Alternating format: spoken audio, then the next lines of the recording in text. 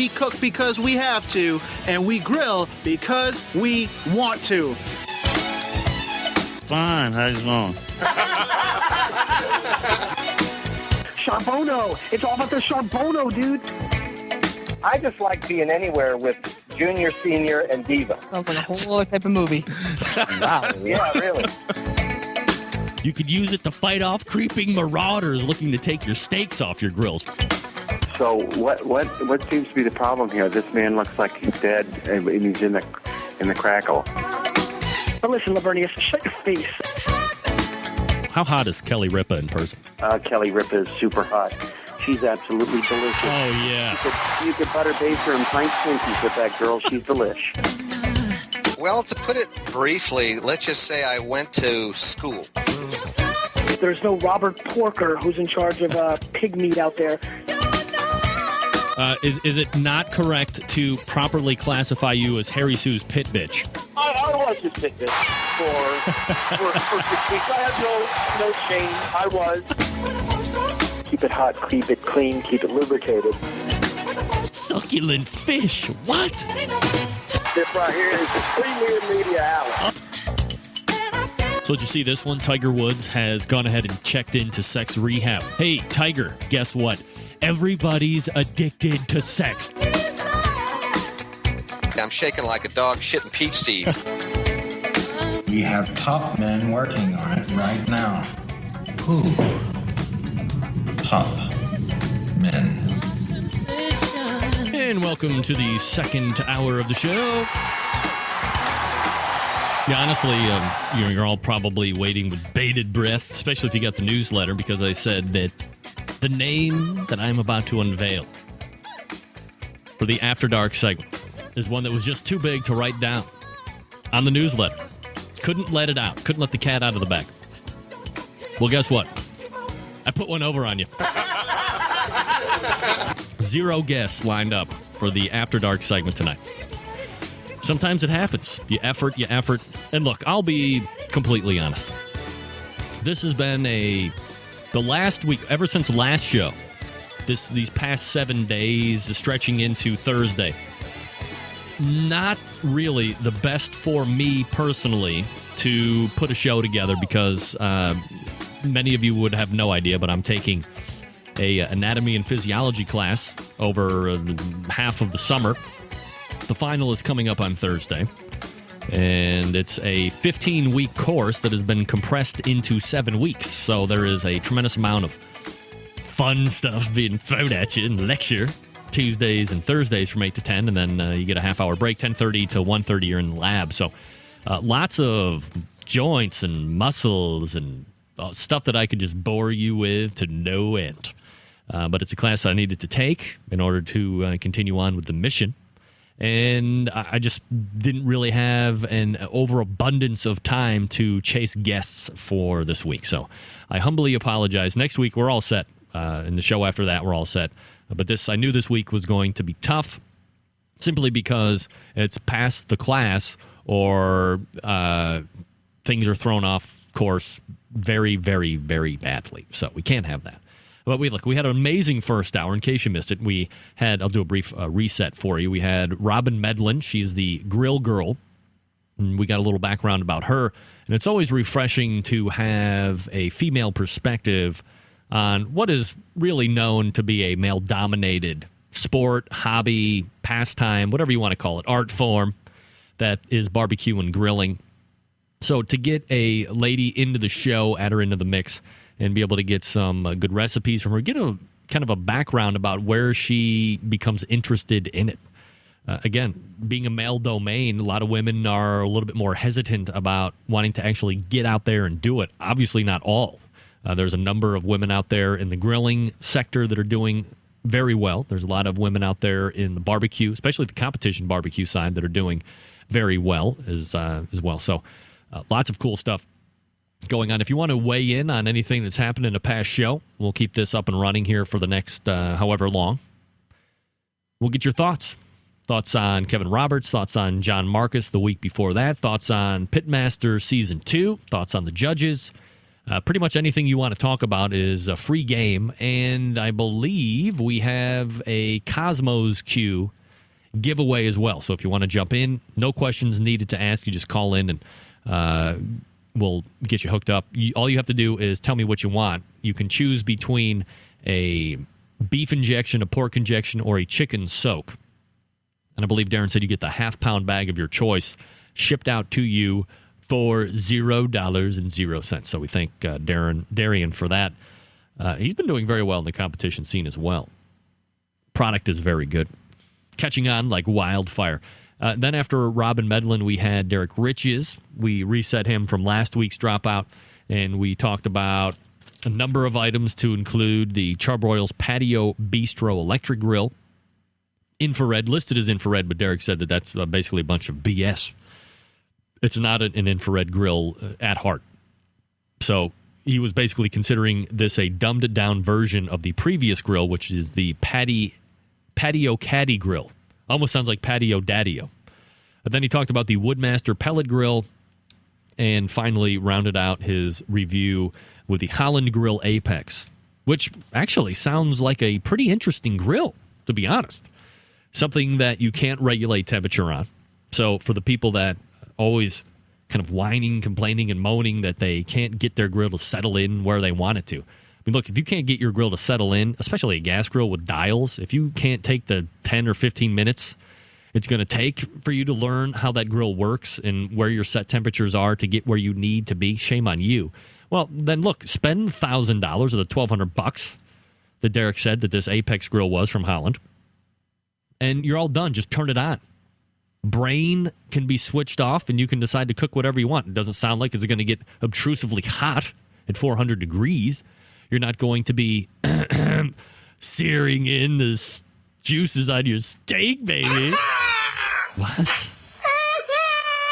But, I mean, you can certainly grill at 400 degrees. You can do hamburgers, hot dogs, bratwurst, chickens, as Derek said, whole chickens if you're so inclined, succulent fish. What? So I would say, look into that if you want, for crying out loud. I mean, why not? $1,000. Who doesn't have $1,000? Plus, they last forever. The one thing I know about Holland grills is they last forever. Sure, you got to do a little care, a little maintenance on it here and there. Make sure it's, as Ted Reeder said last week, a healthy grill. A clean grill is a healthy grill. But look, put a little elbow grease into your grill once in a while, and it will pay you back with years of life. Succulent service. 877-448-0433. BBQ Central Radio at gmail.com. One other thing that I wanted to mention. Where's my sheet here? Get you updated. Am I really going to do this on the air? Oh, my goodness. Just sneezed right there. I hit the sneeze button, the newly installed sneeze button. I wanted to get you updated on the KCBS Team of the Year point standings. There's been a lot of different competitions that have taken place here over the last couple of weeks, and I probably haven't updated the scoring for Team of the Year in probably a month or so. But to be blatantly honest, there wasn't a whole lot of jockeying going around there over the last month and a half. But with some of the bigger competitions taking place here over the last 2-3 weeks, there has been some jockeying around in top spots.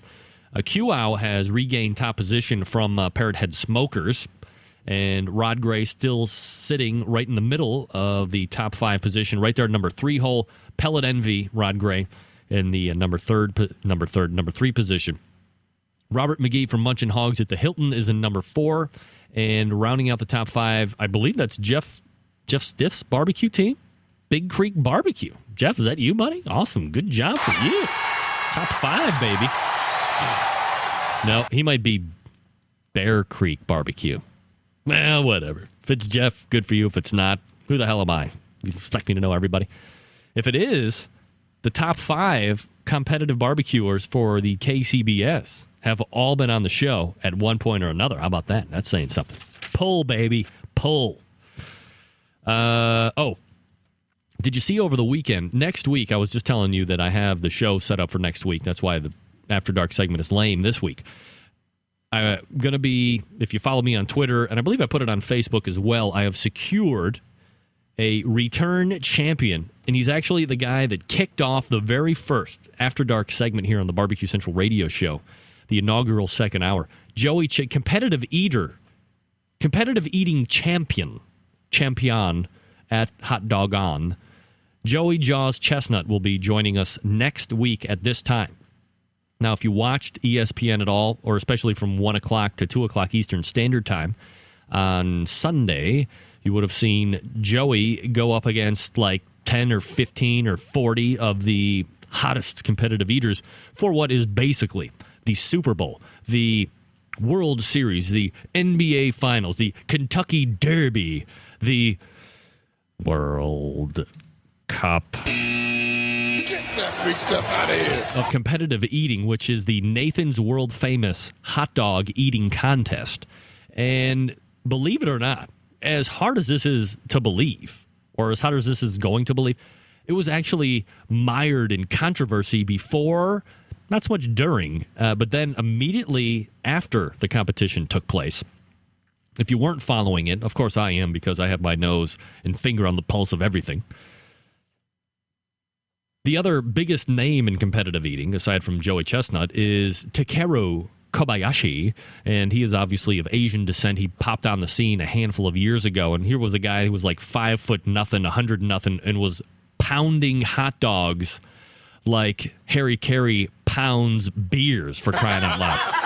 I mean, everybody was like, this guy is a phenom. Look at the size of him, and he is like eating his weight in hot dogs. And then he went on to different disciplines within competitive eating and was winning those as well. And then all of a sudden, a young buck named Joey Chestnut came on the scene and was really Takeru Kobayashi's main competition here over the last number of years. And of course, they meet up for the big event out there at the corner of whatever and whatever in Brooklyn. I want to say like Stillwell and Stith or whatever. But Kobayashi was holding out, I think. Was he holding out? He didn't end up competing. He said it was because of a labor agreement impasse, which to me means he was holding out for more money. Is that possible? Could he possibly have been holding out for more money to get signed to that contract? I mean, granted, he is like the second best competitive eater, and he's done a lot for the sport to bring it recognition. But, I mean, really, like competitive barbecue, competitive eating is a little bit more niche.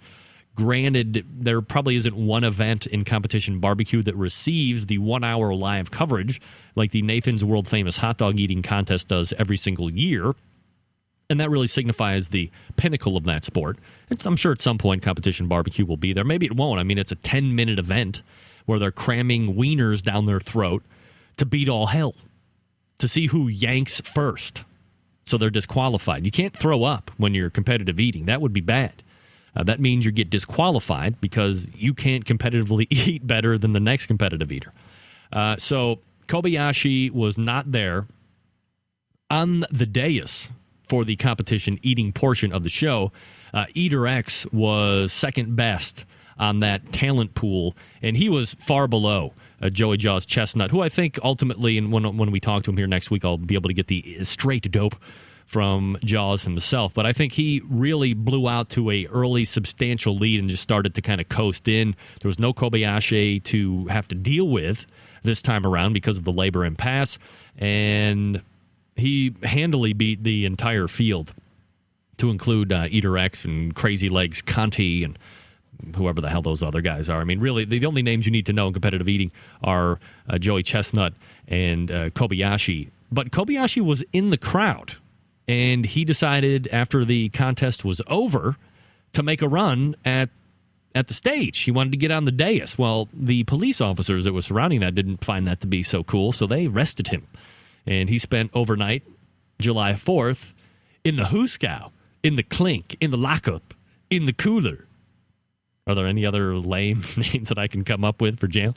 So he spent the night in jail, and then a judge ruled he got booked on 2 or 3 different random charges, violating this and obstructing that and resisting arrest or whatever.